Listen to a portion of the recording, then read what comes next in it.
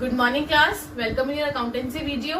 Accountancy video के अंदर हम लोगों ने लास्ट वीडियो में हमारा रिटायरमेंट और death of a partner chapter complete करा था।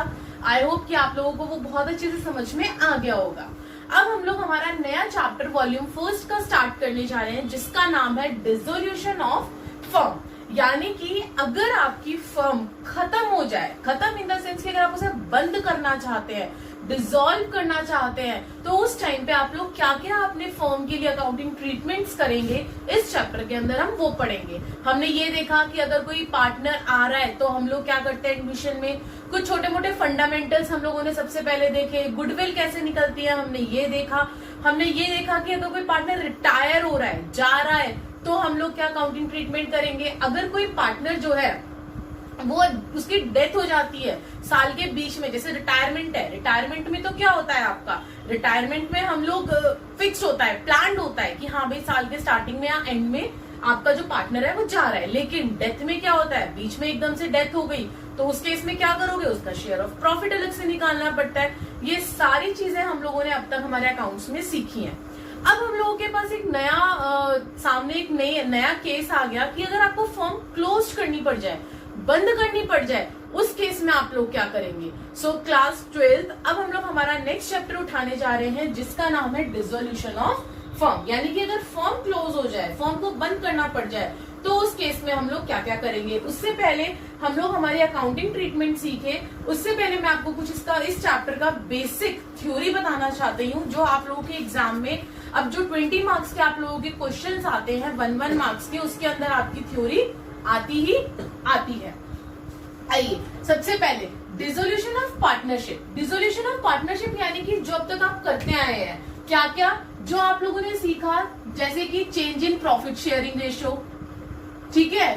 दूसरा चैप्टर आपने देखा एडमिशन, उसके बाद देखा रिटायरमेंट, उसके बाद देखा आपने डेथ। यानी कि ये जो हम लोग चेंजेस पढ़ रहे थे ना, जब चेंजेस पार्टनरशिप के अंदर आ रही है, अगर प्रॉफिट शेयरिंग रेशियो चेंज हो रहा है, अगर एडमिशन हो रहा है किसी पार्टनर का, रिटायरमेंट हो रही है, डेथ हो रही है, अगर पार्टनरशिप जो आपस में लोग पार्टनरशिप करते हैं उसके अंदर कोई चेंज आ रहा है, तो वो डिसोल्यूशन ऑफ पार्टनरशिप कहलाती है। मींस इसका मतलब क्या है, चेंज इन, इसका मतलब क्या है, change in relationship among partners. यानी कि पार्टनर्स के बीच में रिलेशनशिप बदल रहा है। भाई अगर आप प्रॉफिट शेयरिंग रेशियो चेंज कर रहे हैं, अगर आप प्रॉफिट शेयरिंग रेशियो चेंज कर रहे हैं, तो क्या पार्टनर्स के बीच में चेंजेस नहीं आ रहे। अगर कोई पार्टनर नया एडमिट हो रहा है आपकी फर्म के अंदर, तो क्या पार्टनर्स के अंदर चेंजेस नहीं आ रहे। पार्टनर्स की जो भी आपकी अकाउंटिंग ट्रीटमेंट होती है उसके अंदर चेंजेस नहीं आ रहे। रिटायर हो रहा है, डेथ हो रहा है, तो क्या होता है, पार्टनरशिप जो आपकी होती है, जो अकाउंट्स होते हैं उसमें चेंजेस आते हैं ना, आप नए बनाते हो ना, रिवैल्यूएशन करते हो ना, तो वही चीज बोल रहा है dissolution of partnership means change in relationship among partners. Partners के बीच में रिलेशनशिप बदलता है, but the firm continue, dissolution of firm but the firm continues, यहाँ पे स्टॉप है। यानी कि वो ये बोल रहा है कि पार्टनर्स के बीच में तो चेंजेस आते हैं, लेकिन आपकी फर्म फिर भी चलती रहती है। किसी एक पार्टनर की डेथ होने से आपकी फर्म नहीं रुकती, किसी के पार्टनर के जाने से, रिटायर होने से आपकी फर्म नहीं रुकती, किसी के आने से नहीं रुकती। लेकिन अगर मैं डिसोल्यूशन ऑफ फर्म की बात करूं, ध्यान से पढ़ना, डिसोल्यूशन ऑफ पार्टनरशिप पढ़ रहा था मैंने अभी ऊपर, अब मैं बता रही हूँ डिसोल्यूशन ऑफ फर्म। अगर डिसोल्यूशन ऑफ फर्म की बात करूं, means business is closed end firm is dissolved. यानी कि आपकी जो बिजनेस है वो बिल्कुल तरीके से बंद हो चुकी है, क्लोज हो चुकी है, और जो आपकी फर्म है वो क्या हो गई, डिसॉल्व, यानी कि खत्म हो गई। समझ में आया। इसके बीच में डिफरेंस मैक्सिमम टाइम आ चुका है, आ सकता है 99% चांस होते हैं कि डिसोल्यूशन ऑफ पार्टनरशिप और डिसोल्यूशन ऑफ फर्म के बीच में 1 मार्क्स का आपका, 1 नंबर का आपको 1 पॉइंट में मेन डिफरेंस बताना पड़ता है। तो वो मेन डिफरेंस ये है कि डिसोल्यूशन ऑफ पार्टनरशिप में क्या होता है, आपका पार्टनर्स के अंदर चेंजेस आते हैं, पार्टनर्स के बीच में चेंजेस आते हैं, पार्टनरशिप के अंदर चेंजेस आते हैं, लेकिन डिसोल्यूशन ऑफ फर्म के अंदर क्या होता है, जो आपकी फर्म है वो डिसकंटिन्यू हो जाती है, वो कंटिन्यू नहीं होती है। आगे बढ़ते हैं, modes of dissolution of firm, very very important topic कि आपके क्या मोड्स हैं, किस तरीके से आपकी फर्म जो है वो डिसॉल्व होती है, किन किन तरीकों से आपकी फर्म डिसॉल्व होती है। दोबारा बोल रही हूँ, वेरी वेरी इंपॉर्टेंट पार्ट है आपका, 1 मार्क्स में पूछ सकता है। सबसे पहले mutual agreement, that is voluntary dissolution. आपस में एग्रीमेंट कर लिया सारे पार्टनर्स के ने कि भाई हमें तो अपनी फर्म को डिसॉल्व करना है, अब हमें आगे फर्म को रन नहीं करना। So this is your mutual agreement. आपस में उन लोगों ने बातचीत करके फर्म को डिसॉल्व कर दिया। Compulsory dissolution, insolvency of all the partners, सारे पार्टनर्स बैंकरप्ट हो गए, यानी कि सबका दिवालिया निकल गया, किसी के पास पैसा ही नहीं है पे करने के लिए, या मतलब बिल्कुल ही उनका दिवालिया निकल चुका है, सारे बैंकरप्ट हो चुके हैं, इंसॉल्वेंट हो गए सारे पार्टनर्स, तो उस केस में उन लोगों को कंपल्सरी डिसोल्यूशन करना पड़ेगा। थर्ड है डिसोल्यूशन बाय कोर्ट, जो कि आपका 1 मार्क्स के अंदर आपके बोर्ड के एग्जाम में आ चुका है क्वेश्चन, क्या कि कोर्ट किन किन कब कब किस किस वजह से ये बोलता है कि फर्म को डिसॉल्व होना पड़ेगा, फर्म को डिसोल्यूशन हमें करना पड़ेगा, कोर्ट कब कब ये बातें बताता है। सबसे पहला, partners become person of unsound mind, यानी कि मान लो कि सारे पार्टनर्स पागल हो गए, या फिर कोई पार्टनर है जो पागल हो गया, वो फर्म को आगे कंटिन्यू, एक पार्टनर है वो पागल हो गया या काफी सारे पार्टनर्स पागल हो गए, वो फर्म को नहीं कंटिन्यू कर सकते, तो उस केस में कोर्ट बोल देगा कि भाई आपको अपने जो फर्म है उसको डिसॉल्व करना है। सेकेंड पॉइंट बोलते हैं वो आपका पार्टनर और पार्टनर्स बिकम परमानेंटली इनकैपेबल, मान लो पैरालाइज अटैक आ गया पार्टनर को, नहीं आगे वो फर्म को कंटिन्यू कर सकते, तो इन केस अगर वो इनकैपेबल है, वो आगे फर्म को नहीं चला सकते, उनका माइंड जो है वो अनसाउंड हो चुका है किसी भी तरीके से, वो इनकैपेबल हो गए हैं, तो आगे फर्म को रन नहीं कर सकते, they have to dissolve the firm. Third case बताया गया है कोर्ट का, पार्टनर और partners found guilty of misconduct, यानी कि मान लो कि पार्टनर्स जो है वो कुछ गलत काम कर रहे हैं, वो ऐसा कोई बिजनेस रन करते हुए पकड़े गए हैं जो बिजनेस हमारी गवर्नमेंट हमें अलाउ करती ही नहीं है, तो guilty, they are guilty, feel guilty of misconduct, यानी कि वो मिसकंडक्ट के चक्कर में गिल्टी पकड़े गए हैं, तो उस केस में कोर्ट उन्हें ऑर्डर देगी that they should dissolve their firm. तो ये 3 आपके पॉइंट्स हैं, जिन 3 पॉइंट्स के बेसिस पे आपको कोर्ट जो है बोल सकती है कि आपको अपने फर्म को डिसॉल्व करना है, और ये पेपर में आ चुका है, बार बार बोल रही हूँ, ये जो थ्योरी मैं बता रही हूँ ध्यान से सुनना, ये आपके 1 मार्क्स में आती है। नेक्स्ट पॉइंट पे आते हैं, मोड्स में पहला हो गया म्यूचुअल एग्रीमेंट, दूसरा हो गया कंपल्सरी डिसोल्यूशन जब आपका इंसॉल्वेंट हो जाते हैं पार्टनर्स, तीसरा हो गया कोर्ट क्या क्या ऑर्डर देता है, कब कब ऑर्डर देता है। नेक्स्ट है by notice in case of partnership at will, हम अपनी इच्छा से पब्लिक नोटिस डाल के अपनी फर्म को डिसॉल्व कर सकते हैं, हमारी अपनी इच्छा से पब्लिक नोटिस डाल के हम लोग हमारी फर्म को डिसॉल्व कर सकते हैं, पार्टनर्स मतलब की। Happening of any event mention in the partnership deed, अब मान लो कि पार्टनरशिप डीड के अंदर आप लोगों ने पहले से ही मेंशन कर रखा था कि अगर कोई एक पार्टनर मर गया, मान लो 3 पार्टनर है, उन्होंने बोला कि अगर एक की डेथ हो जाती है इन केस, तो बी और सी इस फर्म को क्लोज कर देंगे, तो मतलब आपने पार्टनरशिप डीड के अंदर ये चीज पहले से लिखी हुई है। If there is a death of a partner, completion of venture, आपने किसी एक प्रोजेक्ट के लिए उस बिजनेस को, उस पार्टनरशिप को स्टार्ट करा था, तीनों पार्टनर्स हैं, तीनों ने कहा था कि अगर हम लोग 10-10 लाख रुपए प्रॉफिट का कमा लेते हैं तो हम लोग इसको बंद कर देंगे, आगे रन नहीं करेंगे। तीनों ने कमा लिया, कंप्लीट हो गया उनका वेंचर, जो उनको चाहिए था वो मिल गया, तीनों ने क्या करा, बंद कर दिया, क्योंकि उन्होंने वो चीज पार्टनरशिप डीड के अंदर लिखी थी। सो कंप्लीशन ऑफ वेंचर एक्सेट्रा, इस तरीके से आपके पार्टनरशिप डीड के अंदर मेंशन है, तो आप उस तरीके से भी आप क्लोज कर सकते हो, डिसॉल्व कर सकते हो। तो ये थे कुछ पॉइंट, मोड्स आपके जो वेरी वेरी इंपॉर्टेंट थे कि आप लोगों को पता होने चाहिए, और 1 मार्क्स में ये आते हैं।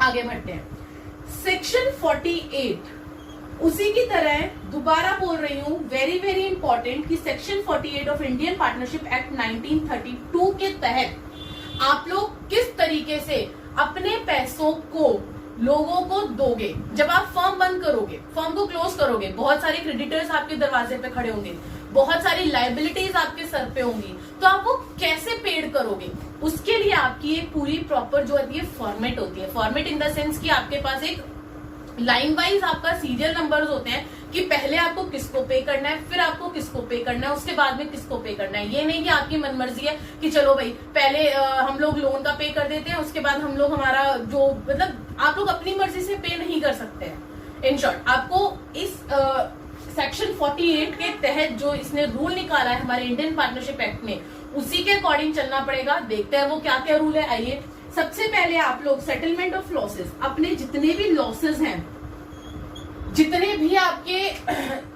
मान लो कि आपको लॉस हो गया, सेटलमेंट ऑफ अकाउंट्स, अकाउंट्स को कैसे सेटल करोगे। मान लो कि आपको लॉसेस हो रखा है, तो आप कहां से पैसा निकालोगे। ये नहीं कि मान लो कि भाई पार्टनरशिप में अनलिमिटेड लायबिलिटी होती है तो उठा के घर से ही ले आओगे सबसे पहले, नहीं।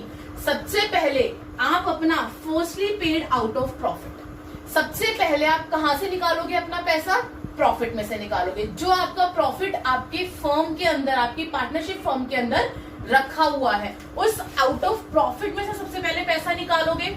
उसके बाद क्या करोगे, सेकंड नंबर पे अगर उससे भी आपका काम नहीं चला, अगर उतने में भी आप लोगों का काम नहीं चलता है, सारे क्रेडिटर्स पेड नहीं होते हैं, तो आप निकालोगे अपने आउट ऑफ कैपिटल से पैसा। फिर उसके बाद आप पार्टनर्स की कैपिटल लेना स्टार्ट कर दोगे कि भाई पार्टनर्स अपनी कैपिटल दो, हम लोगों को उधारी उतारनी है। उससे भी अगर काम नहीं चला तो लास्ट में पार्टनर्स अपने घर से पैसा लाएगा।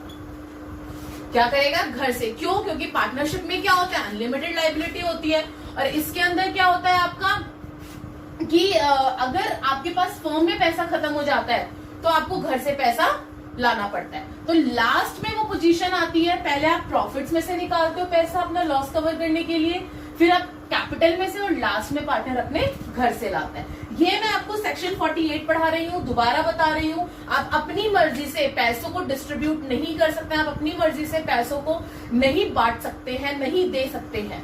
ठीक है, नेक्स्ट आइए, एप्लीकेशन ऑफ एसेट्स। मान लो कि आपको एसेट्स बेच के 10 लाख रुपए मिले, आप लोगों को एसेट्स को बेचनी पड़ेगी। भाई फर्म के अंदर आपका फर्नीचर भी होगा, एसी भी होगा, फैन भी होगा, बहुत सारे एसेट्स होंगे, लैपटॉप होगा, टेबल होगी, बहुत सारी चीजें हो गई। उन सबको बेचने के बाद आपकी फर्म को मिलता है 10 लाख रुपए।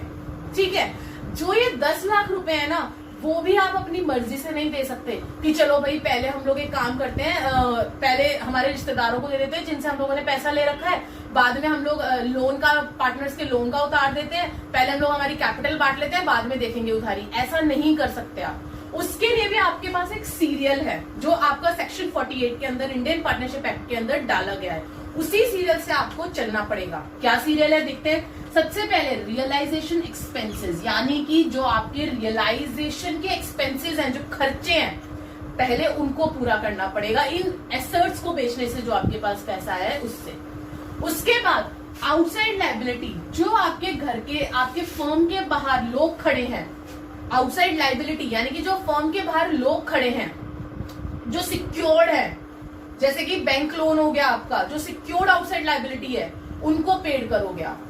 थर्ड नंबर पे फिर आओगे आपकी आउटसाइड लायबिलिटी जो अनसिक्योर्ड है। किसी भी आपने मान लो बाहर किसी भी पब्लिक से आपने लोन उठा लिया, तो वो अनसिक्योर्ड है, वो कोई सिक्योर्ड नहीं है, तो वो आपकी, लेकिन है क्या, फर्म के बाहर की लायबिलिटी, आउटसाइड लायबिलिटी है वो। तो जो वो बाहर की आउटसाइड अनसिक्योर्ड लायबिलिटी है, सिक्योर्ड के बाद अनसिक्योर्ड का नंबर आएगा। उसके बाद पार्टनर के लोन अकाउंट, अगर किसी पार्टनर ने लोन दे रखा है, उसको पैसा पे करना। उसके बाद सेकेंड लास्ट पार्टनर की कैपिटल, कि हाँ भाई अब अगर कोई पैसा बचा तो हम कैपिटल दे देते हैं पार्टनर्स को। और एट द एंड रेजिड्यू यानी कि अगर कोई पैसा बचता है तो वो फिर आप प्रॉफिट में बांट लीजिए in your profit sharing ratio. पहली बात कि आपका पैसा यहीं पर ही खत्म हो जाता है। जो थर्ड है आउटसाइड लायबिलिटी अनसिक्योर्ड, इतना पैसा आपके पास आता ही नहीं है कि आप पार्टनर्स की लायबिलिटी भी दे सके और उन्हें प्रॉफिट भी दे सके, इतना पैसा आता ही नहीं है। लेकिन अगर इन केस आ गया कि हाँ भाई अनसिक्योर्ड आउटसाइड लायबिलिटीज पे करने के बाद भी आपके पास पैसा बचा है, तो पहले पार्टनर्स का लोन अकाउंट, फिर पार्टनर्स को कैपिटल दी जाएगी, और लास्ट में क्या दिया जाएगा उनको, उनके प्रॉफिट शेयरिंग रेशियो में उनका हिस्सा दिया जाएगा। ठीक है, और आप लोगों को ये पूरी सीरीज याद होनी चाहिए, बार बार बोल रही हूँ। सेक्शन 48 इंडियन पार्टनरशिप एक्ट 1932 के अंडर आपकी ये सारी सीरीज है, जो कि आपको इसी के हिसाब से चलना पड़ता है। आगे आइए, ये तो था सेक्शन 48। अब आगे है section 49। Section 49 of Indian partnership act 1932। ठीक है, अब इसके अंदर क्या बोला गया है, हमें सेक्शन 48 के अंदर तो हमने देख लिया कि हम लोग किस तरीके से पेड करेंगे हमारी लायबिलिटीज को, अगर एसेट्स बेच के जो पैसा आता है। अब सेक्शन 49 के अंदर क्या बोलता है वो, सब फर्म्स डेप्ट। फर्म्स डेप्ट क्या होता है, ये आप लोग 11th क्लास में पढ़ते थे कि जो फर्म की लायबिलिटी होती है that is known as firms डेप्ट। डेप्ट owned by firm to outsiders, यानी कि जो फर्म जो है वो उधारी उठाती है किससे, आउटसाइडर्स से। प्राइवेट डेप्ट क्या होता है, मान लो कि ये 3 पार्टनर्स थे, ए बी और सी, 3 पार्टनर्स हैं। ठीक है, तीनों में से ए जो है वो अपने पड़ोस में से किसी से पैसे मांग लाया, रामलाल से पैसे मांग लाया 10 लाख रुपए। तो अभी कोई फर्म की थोड़ी ना डेप्ट हुई, ये क्या हुई, ए की प्राइवेट डेप्ट हुई। तो इसका मतलब क्या होता है, डेप्ट ओन बाय पार्टनर, पार्टनर खुद डेप्ट ले रहा है इन पर्सनल कैपेसिटी, अपनी पर्सनल कैपेसिटी के ऊपर, तो this is known as your private डेप्ट। Third, utilization of firm's property. अब मान लो कि ये फर्म है, फर्म की जो प्रॉपर्टी आपने बेची है उसका यूटिलाइजेशन कैसे करेंगे आप, ये आपको सेक्शन 49 के अंदर बताया गया। कैसे करेंगे, देखिए सबसे पहले फर्स्ट यू हैव टू पे द फर्म डेट।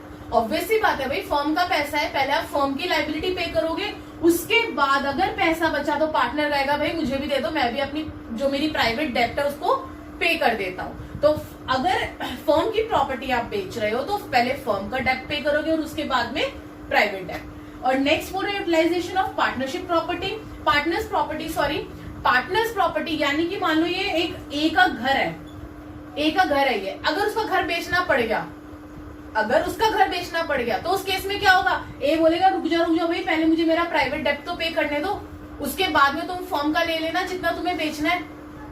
समझ में आया? तो इन केस मैं आपको ये बताना चाह रही हूं कि सेक्शन 49 के अंदर क्या होता है कि जिसका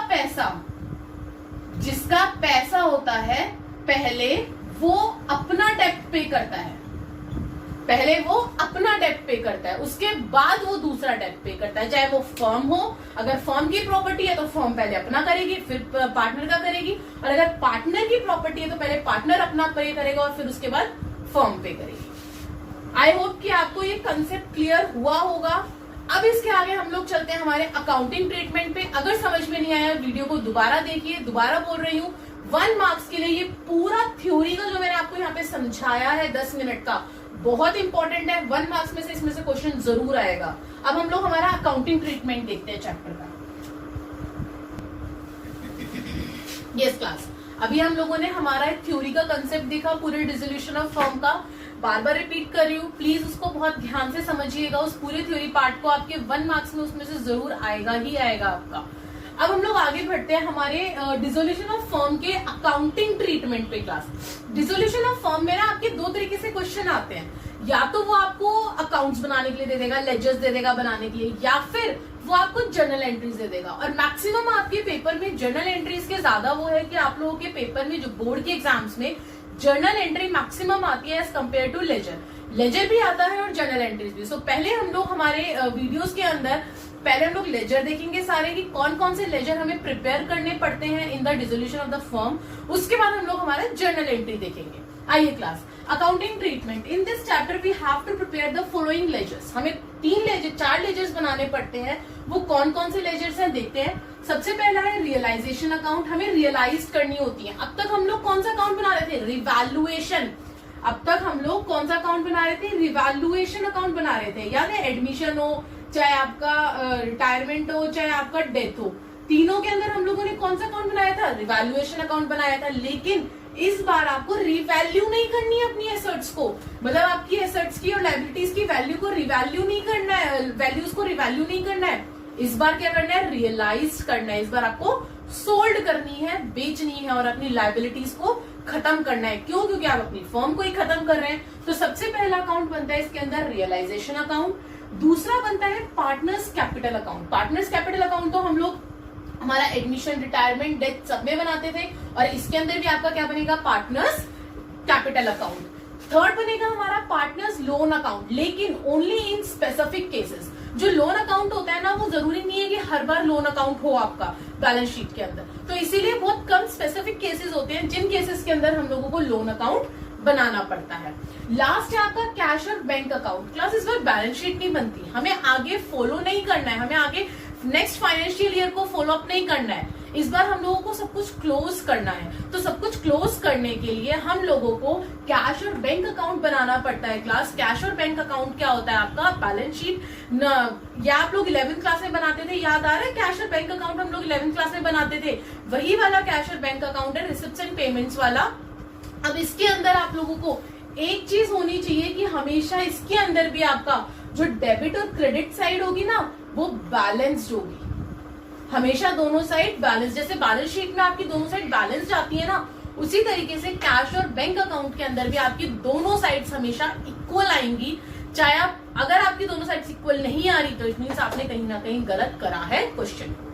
लेकिन कैश और बैंक अकाउंट जब आप लास्ट में बनाते हैं, खत्म करते हैं, अपने पूरे फर्म की अकाउंटिंग को खत्म करते हैं, तो इन दोनों की आपकी जो बैलेंसिंग है वो इक्वल आनी चाहिए, कोई बैलेंसिंग फिगर नहीं बचती है।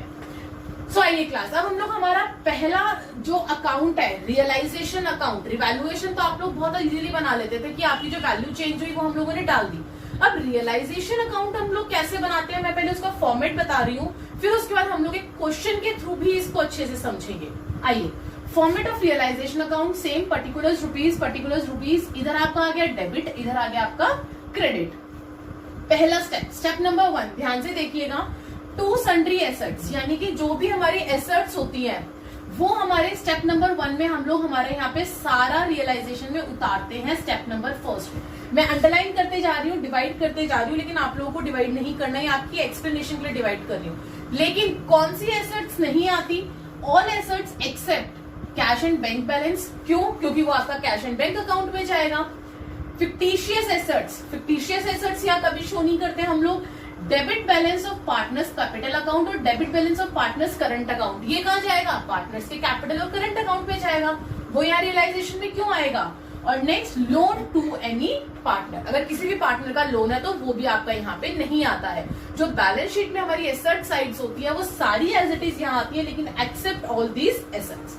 स्टेप नंबर 2 पे मैं आती हूँ, तो स्टेप नंबर 2 में होता है कि टू सन्ड्री लाइबिलिटीज। उसी तरीके से जो हमारी बैलेंस शीट में क्लास क्वेश्चन में लाइबिलिटीज होती है ना लास्ट ईयर की, वो सारी यहाँ पे आके उतरती हैं, एक्सेप्ट कौन कौन सी चीजों को छोड़ के? पहला, credit balance of reserve fund, कोई रिजर्व फंड नहीं आता, P&L अकाउंट नहीं आता। Credit balance of partners capital account कहाँ जाएगा? कैपिटल अकाउंट में जाएगा। Credit balance of partners current account कहाँ जाएगा? पार्टनर के करंट अकाउंट में जाएगा। एंड लोन फ्रॉम पार्टनर, अगर पार्टनर का लोन है तो वो भी आपका पार्टनर्स कैपिटल। अब क्लास देखिए, हम लोगों को ये देखना है कि यहाँ पे आपकी सन्ड्री एसेट्स आ गई, सेकंड स्टेप में सन्ड्री लाइबिलिटीज आ गई, ठीक है। आगे बढ़ते हैं। लोन का आपका बेसिकली क्या होता है कि लोन का आपका अकाउंट भी बनता है अलग से, मैंने यहाँ पे लिखवा है ना पार्टनर्स लोन अकाउंट, तो लोन का अलग से आपका वो भी बनेगा, अकाउंट भी बनेगा और इसका अलग से ट्रीटमेंट भी होगा। आगे बढ़ते हैं स्टेप नंबर 3। लेकिन स्टेप नंबर 3 से पहले आपके पास कुछ प्रोविजंस भी होते हैं जो आप लोगों ने बना रखे होते हैं। प्रोविजंस भी होते हैं लाइबिलिटी में जो आप लोग बनाते हैं। अब देखिए, बाय प्रोविजन अगेंस्ट पार्टनर, ये अगेंस्ट पार्टनर वाला प्रोविजन है क्लास। कौन कौन सा? Various provision including provision for depreciation होता है आप लोगों का, प्रोविजन फॉर डाउटफुल डेप्ट होता है, provision for discount on debtors होता है, आप डेटर्स को डिस्काउंट देते हैं, इन्वेस्टमेंट फ्लक्चुएशन फंड होता है जो आपका लाइबिलिटी साइड में होता है, मशीनरी रिप्लेसमेंट रिजर्व होता है। ये सारी चीजें आप लोगों की आफ्टर टू सन्ड्री लाइबिलिटीज आपकी क्रेडिट साइड ही उतरती हैं। अभी आप लोग थोड़ा कंफ्यूज हो रहे होंगे कि मैम ये क्या बता रही हैं। अभी आप इस फॉर्मेट को समझिए, उसके बाद हम लोग क्वेश्चन के थ्रू बहुत अच्छे से इसको समझेंगे, और 1-2 नहीं, हम लोग कम से कम भी 5-6 क्वेश्चन इस चैप्टर के करेंगे ताकि आप लोगों को कहीं कोई प्रॉब्लम ना आए। आगे बढ़ते हैं। स्टेप नंबर 3 के अंदर क्या करते हैं हम लोग? बाय कैश और बैंक अकाउंट। बाय कैश और बैंक अकाउंट हम लोग यहाँ पे क्यों डालते हैं class? Collection from cell proceed of assets. अब एसेट्स को बेच के जो भी आपके पास पैसा आता है, यहाँ पे आपने अपनी पूरी एसेट्स लिख ली थी, कौन कौन सी एसेट्स आपके पास फॉर्म में थी। अब इसको बेच के जितना भी पैसा आया कहाँ आ जाएगा? स्टेप नंबर 3 में बाय कैश और बैंक अकाउंट। जैसे जैसे बेचते जाओगे उसका पैसा कलेक्शन यहाँ पे आप लोग लिखते जाओगे। फिर स्टेप नंबर 4 के अंदर क्या करेंगे? Bye partners capital account. इसके अंदर क्या आता है? Amount for any assets taken over bye partner, यानी कि मान लो कि कोई पार्टनर एसेट्स खरीद लेता है, वो कहता है कि मैं एसेट्स खरीद रहा हूँ, वो टेकन ओवर कर लेता है एसेट्स को, कोई भी पार्टनर, तो वो आपका यहाँ पे पार्टनर के नाम से आता है, by partners capital account, amount for any assets to taken over by the partner. ये था आपका स्टेप नंबर 4। स्टेप नंबर 5 पे मैं आती हूँ। जिस तरीके से आप एसेट्स को बेच के अपना यहाँ पे बाय कैश और बैंक अकाउंट डालते हैं, उसी तरीके से आपका अगर कोई पेमेंट कर रहे हैं, आप कैश पेमेंट कर रहे हैं फॉर डिस्चार्जिंग रिकॉर्डेड और अनरिकॉर्डेड लाइबिलिटी, अगर किसी भी लाइबिलिटी की, चाहे वो रिकॉर्डेड हो चाहे वो आपकी अनरिकॉर्डेड हो, उसको अगर आप पेमेंट कर रहे हैं तो वो आपका यहाँ पे आ जाता है स्टेप नंबर 5 में टू कैश और बैंक अकाउंट के नाम से। क्लियर है? आगे बढ़ते हैं। To partners capital account, step number 6।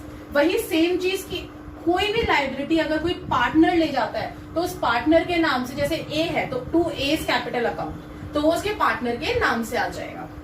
Any expense commission payable to partner, कोई भी खर्चा ये कमीशन पार्टनर को दिया जा रहा है, एक्सपेंस और कमीशन पेबल टू पार्टनर, पे हो रहा है, तो वो यहाँ पर आ जाएगा आपका, और किस नाम से आएगा? पार्टनर के कैपिटल अकाउंट के नाम से आएगा, कैश और बैंक के नाम से नहीं आएगा। दोबारा रिपीट कर रही हूँ। Step number 7। स्टेप नंबर 7 में क्या बोल रहा है वो, टू कैश और bank account payment made for realization expenses. अब ये जो रियलाइजेशन हो रहा है सारा फर्म, ये जो आप अपना रियलाइजेशन अकाउंट का कर रहे हैं, सारा प्रोसेस जो हो रहा है उसका कुछ खर्चा भी तो होगा, एक्सपेंस भी तो होगा। तो payment made for realization expense किस नाम से आ जाएगा, टू कैश और bank account, step number 7। Last आपका स्टेप नंबर 8, या तो आपका बचेगा प्रॉफिट या आपका बचेगा लॉस।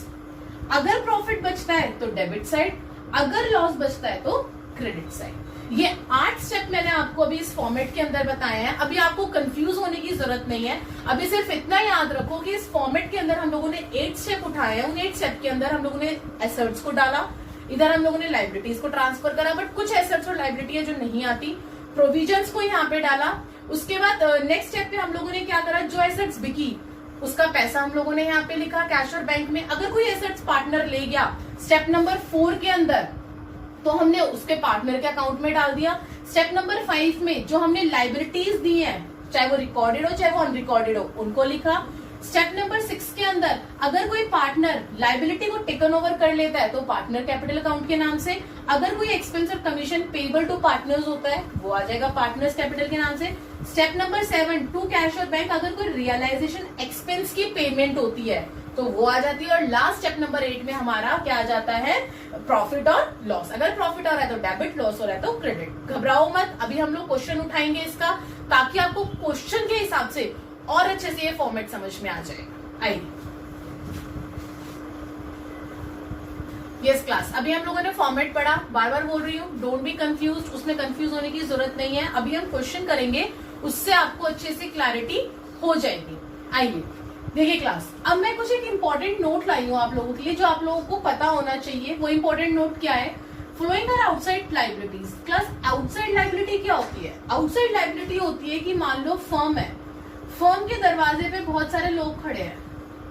अब वो लोग जो फर्म के बाहर वाले हैं ना, जिनसे आपने उधारी ली है, वो आउटसाइड लाइबिलिटी होती है। और वो कौन कौन से होते हैं एक बार मैं आप लोगों को बता देती हूँ, चैप्टर स्टार्ट करने से पहले, क्वेश्चन स्टार्ट करने से पहले, सॉरी, कि आप लोगों को पता होना चाहिए कि आउटसाइड लाइबिलिटी के अंदर कौन कौन आते हैं। सबसे पहले बैंक ओवरड्राफ्ट, बैंक का उधार। Income received in advance, 11th class में पढ़ते थे, याद आया, income received in advance. Next है एम्प्लॉय प्रोविडेंट फंड, जो आपका एम्प्लॉय प्रोविडेंट फंड होता है वो भी आउटसाइड लाइबिलिटी के अंदर आता है। Employ saving bank, employ provident fund का छोटा भाई एम्प्लॉय सेविंग बैंक। उसके बाद पार्टनर्स के रिलेटिव का लोन, पार्टनर का लोन नहीं है क्लास, पार्टनर के रिलेटिव का लोन है। ध्यान से इस बात को गौर करना कि यहाँ पे मैंने रिलेटिव लिखा है, उसका चाचा फूफा ताऊ जो भी है, लेकिन पार्टनर का लोन नहीं है, आउटसाइड लाइबिलिटी। नेक्स्ट है पब्लिक डिपोजिट, जो पब्लिक डिपोजिट्स होते हैं वो भी आपकी आउटसाइड लाइबिलिटी के अंदर ही आती हैं। अब कौन सी चीजें होती है जो आउटसाइड लाइबिलिटी नहीं होती है, नॉट आउटसाइड लाइबिलिटी। और रिजर्व्स, जितने भी रिजर्व होते हैं आपके, journal reserve, workman compensation reserve, investment fluctuation reserve, ये सारे के सारे आपके आउटसाइड लाइबिलिटी नहीं होते हैं। नेक्स्ट है provisions for doubtful debt, provisions भी आपके, मैंने लिखवाया था ना रियलाइजेशन में भी, फॉर्मेट में बताया था बाय प्रोविजंस, उसके अंदर मैंने आपको प्रोविजन फॉर डाउटफुल डेट भी लिखवाया था। तो प्रोविजंस आपकी आउटसाइड लाइबिलिटी नहीं होती है। ओके क्लास, ये था एक छोटा सा पॉइंट जो मुझे आपको बताना था। अब मेरे को आपको ट्रीटमेंट बताना है वर्कमैन कंपेंसेशन रिजर्व का, जो जरूरी है। आपको मैं बार बार बताती आई हूँ कि फर्म एक मटका बना के रखता है, उसके अंदर अपना कुछ रिजर्व रखता है। किसके लिए, वर्कर्स के लिए, जिसका नाम होता है वर्कमैन कंपेंसेशन रिजर्व। यानी कि अगर किसी वर्कर का हाथ टूट गया, वो हॉस्पिटल गया, पैसे मांगने आ गया फर्म से कि भाई मेरे तो हाथ टूट गया, मुझे पैसे चाहिए, तो फर्म जो है वो इस रिजर्व में से, इस मटके में से पैसा निकाल के उस वर्कर को देती है। उसके मैंने 3 केसेस बताए थे। अब रियलाइजेशन डिसोल्यूशन चैप्टर के अंदर उसका क्या ट्रीटमेंट होता है वो देखते हैं। आइए, सबसे पहले मान लो बैलेंस शीट में आपको वर्कमैन कंपेंसेशन रिजर्व 10,000 रुपए दे रखे हैं। आपके पास आपके मटके में जो है वो 10,000 रुपए रखे हुए हैं रिजर्व में, ठीक है। पहला केस, कोई भी पैसे मांगने नहीं आया, बल्ले बल्ले हो गई, मतलब आपके पास 10,000 रुपए रखे थे, कोई वर्कर का कुछ गलत नहीं हुआ, कोई हाथ नहीं टूटा, कोई पैर नहीं टूटा, कोई पैसे मांगने नहीं आया। क्या ट्रीटमेंट करते थे, पार्टनर्स कैपिटल में बांट देते थे। इस बार भी वही करेंगे। क्या करेंगे हम लोग, पार्टनर्स कैपिटल अकाउंट में पूरा का पूरा पैसा बांट देंगे, सेम ट्रीटमेंट, ठीक है, इसमें कोई चेंज नहीं था। केस नंबर 2 में उठाती हूँ। केस नंबर 2 में उसने बोला कि इस बार एक वर्कर था, उसका हाथ टूट गया, ये वाला हाथ टूट गया, खून टपक रहा है, 4,000 रुपए मांगने आ गया कि भाई मुझे 4,000 रुपए दो, मेरा हाथ टूट गया, मुझे ठीक करवाना है अपना हाथ। अब क्या करोगे, इस बार तो आपका रियलाइजेशन है, जब कुछ नहीं होता था, रिवैल्यूएशन बनाते थे तो आप इजीली उसमें बैलेंस शीट में डाल देते थे लायबिलिटी में। अब रियलाइजेशन के अंदर क्या करोगे, यहाँ तो बैलेंस शीट बन ही नहीं रही आपकी। सो क्लास रियलाइजेशन के अंदर हम लोग क्या करते हैं, ध्यान से देखना, जो जितने की हमारी लायबिलिटी होती है वो आपकी क्रेडिट हो जाती है। पहली चीज, बाय वर्कमैन कंपेंसेशन लायबिलिटी के नाम से वो आपकी क्या हो जाएगी, क्रेडिट हो जाएगी। और वहीं पे ही इसका जो डबल इफेक्ट आएगा वो आएगा टू कैश अकाउंट के नाम से, डेबिट में सेम अकाउंट में, रियलाइजेशन के ही अकाउंट में आएगा टू कैश अकाउंट 4000 के अमाउंट से। अब हमें नेट इफेक्ट भी तो दिखाना है ना इसका, ये थोड़ी है कि एक जगह हम लोग डाल देंगे, आप लोग डबल अकाउंटिंग पढ़ रहे हैं। अब क्लास आपके दिमाग में ये आ रहा होगा कि चाहे हम लोग ये डालें और ना डालें, अमाउंट तो आंसर में तो कोई फर्क ही नहीं पड़ेगा। डोंट फॉरगेट कि अकाउंट्स में आपको हमेशा स्टेप मार्किंग मिलती है। ये नहीं है कि आंसर देखा और आपको मार्क्स दे दिए टीचर ने। अगर आपने वर्कमैन कंपेंसेशन लायबिलिटी का ये ट्रीटमेंट रियलाइजेशन के अंदर शो नहीं किया तो आपके मार्क्स कट जाएंगे, ये याद रखना। तो इसीलिए अगर वो कुछ पैसे मांगने आया है, मान लो मटके में 10,000 रुपए है, उसमें से वो 4,000 मांगने भी आ गया, तो आपको ये ट्रीटमेंट दिखाना पड़ेगा रियलाइजेशन के अंदर। पहले बाय करके आपका जो लायबिलिटी है वो क्रेडिटर्स में दिखाओगे आप 4,000 की, और उसको फिर आप नेट इफेक्ट कर दोगे उसका टू कैश अकाउंट से 4,000 रुपए डेबिट में। और कितना बचा पैसा, 10,000 में से 4,000 चला गया तो 6,000 तो बचा ना। बचे हुए पैसे का हम लोग क्या करते हैं, सारे पार्टनर्स मिलके बांट लेते हैं by workman compensation reserve partners capital account में। ठीक है। थर्ड केस, इस बार वो पैसे ज्यादा मांगने आ गए, इस बार उसके दोनों हाथ टूट गए। जो वर्कर है उसका ये वाला हाथ भी टूट गया, ये वाला हाथ भी टूट गया। अब वो आया कि भाई मुझे 12,000 रुपए चाहिए। अब हमारे पास तो मटके में से 10,000 रुपए, अब क्या करें हम। ये तो भूल ही जाओ कि इस बार आपको कोई पैसा मिलेगा वर्कमैन कंपेंसेशन, तो पार्टनर कैपिटल अकाउंट में तो कुछ भी नहीं आएगा, क्योंकि वो उसने मांगी ज्यादा लिया जितना है, तो वो 10,000 रुपए तो आप पेड करोगे। और जो वो 10,000 पेड करोगे ना क्लास, वो रियलाइजेशन के अंदर बाय वर्कमैन कंपेंसेशन लायबिलिटी के हिसाब से डाल दिया आपने, बाय वर्कमैन कंपेंसेशन लायबिलिटी के नाम से डाल दिया 10,000। ठीक है। अब 2,000 रुपए कहां से लाओगे, 2,000 का नेट इफेक्ट आप कहां पे कैसे क्या करोगे, उसके लिए आप टू कैश अकाउंट करके अपनी जो आपकी क्लेम वैल्यू है ना, जितने का क्लेम करा है वर्कर ने, वो आप दिखाओगे यहाँ पे डेबिट साइड में। समझ में आया। जो पैसा था वो तो आपने अपने मटके में से निकाल दिया क्रेडिट साइड शो करके बाय वर्कमैन कंपेंसेशन लायबिलिटी 10,000। अब जो एक्स्ट्रा पैसा देना है ना, जो क्लेम का पैसा होता है, वो पैसा हम लोग डेबिट साइड में दिखाते हैं टू कैश अकाउंट करके, मतलब हम लोग अपने पास से दे देते हैं। ऑलवेज आपकी यहाँ पे कौन सी वैल्यू आती है, क्लेम वैल्यू आती है, और यहाँ पे क्लेम कितने का करा उसने, 12,000। सो क्लास ये आपका ट्रीटमेंट था वर्कमैन कंपेंसेशन का। रिवैल्यूएशन में अलग होता था, आपके पार्टनरशिप में जो आपका एडमिशन, रिटायरमेंट और वो था, डेथ था, लेकिन यहाँ पे आपका डिसोल्यूशन में इसका अलग ट्रीटमेंट था जो मैंने बताया है। अब कुछ इंपॉर्टेंट पॉइंट्स मैं आपको बताने जा रही हूँ, वो बहुत ध्यान से सुनना, वो भी आप लोगों के लिए बहुत इंपॉर्टेंट है इस चैप्टर के लिए।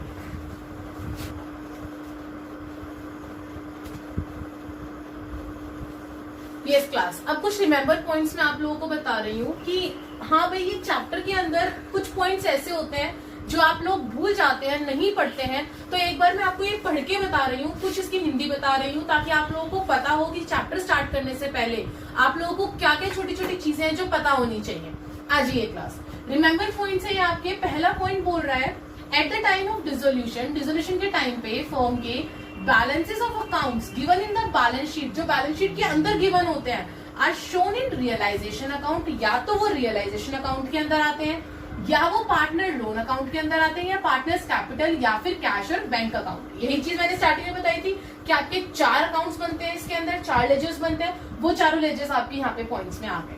But the transaction given outside the balance sheet, जो आपकी एडजस्टमेंट्स होती है आउटसाइड द बैलेंस शीट का मतलब है जो एडजस्टमेंट्स होती हैं, are shown twice in the said account, वो इन्हीं अकाउंट्स के अंदर कहीं ना कहीं 2 बार आती है। ये तो आप सबको पता है कि जो एडजस्टमेंट्स होती है वो हमेशा ट्वाइस होती है, हमेशा 2 जगह आती है। पहला पॉइंट। दूसरा point, if question is silent, अगर क्वेश्चन साइलेंट है आप लोगों का about the payment of outside liability, outside liability को लेके, मान लो कि उसने क्रेडिटर्स दे रखे हैं और उसने बोल रखा है क्रेडिटर्स को पेड नहीं किया, क्वेश्चन के अंदर ऐसा बोल रखा है, then it is set to be paid out of in full, तो आपको क्या करना पड़ेगा, आपको खुद उसको क्वेश्चन के अंदर आंसर के अंदर दिखाना पड़ेगा उसको फुल पेमेंट करके। ठीक है, ऐसा नहीं है कि आप उसको छोड़ दोगे, आपको खुद दिखाना पड़ेगा। वो हम लोग देखेंगे कैसे दिखाते हैं हम लोग, कि अगर मान लो एक क्रेडिटर है, उसको हमें 27,000 रुपए पेड करने थे, ठीक है, और वो हमने कहीं पे भी क्वेश्चन में नहीं लिखा हुआ कि उसको पेड करें, तो इसको आपको खुद को पेड करके दिखाने पड़ेंगे रियलाइजेशन अकाउंट के अंदर, ठीक है। कैसे दिखाएंगे वो हम देखेंगे। Third, if question is silent about the realization value of any assets, किसी एसेट्स को लेके क्वेश्चन अगर साइलेंट है रियलाइजेशन वैल्यू ऑफ एसेट्स को लेके, then its value is to be taken as nil, तो हम एसेट्स की कोई वैल्यू नहीं लगाएंगे। उल्टा हो गया ना, क्रेडिटर अगर ऐसा है, आउटसाइड लायबिलिटी है ऐसी, तो उसे हम पेड करेंगे, लेकिन अगर कोई एसेट्स है जो हम लोगों को नहीं दे रखी पूरे क्वेश्चन में कि उस एसेट्स का क्या करा, तो हम उसकी वैल्यू निल लेंगे हमारे रियलाइजेशन के अंदर, उसको हम कहीं शो नहीं करेंगे, ठीक है। Provision against assets are to be paid as those are not a liability, जो आपके प्रोविजन है अगेंस्ट एसेट्स के अगेंस्ट जो आपके प्रोविजन है, are to be paid as these are not a liability, वो आपकी लायबिलिटी की तरह पेड नहीं होती। Fifth point, goodwill is a marketable assets, ये आपकी मार्केटेबल एसेट्स है, नॉट फिक्टिशियस, फिक्टिशियस नहीं है। So in the case of dissolution of firm, इस केस के अंदर जब डिसॉल्व हो रही है आपकी firm, goodwill should be treated just like other assets, goodwill को हम लोग दूसरी एसेट्स की तरह ही ट्रीट करते हैं, and is transfer to realization account. इसको हम लोग राइट ऑफ नहीं करते जैसे हम लोग पिछले चैप्टर्स के अंदर करते आ रहे थे, इसको हम लोग एक नॉर्मल एसेट्स की तरह ट्रीट करते हैं डिसोल्यूशन के अंदर, और इसको हम लोग क्या करते हैं, ट्रांसफर कर देते हैं रियलाइजेशन के अंदर, ठीक है। 6 पॉइंट, बस अभी फिलहाल इन पॉइंट्स को अपने माइंड में रखना, ये सारे पॉइंट्स आपके जब काम आएंगे जब हम क्वेश्चंस करेंगे। बार बार रिपीट कर रही हूँ, कंफ्यूज मत हो, खाली इनको भी समझो आप लोग। 6 point, both unrecorded assets and liability are not transferred to realization account because they have no account in the books।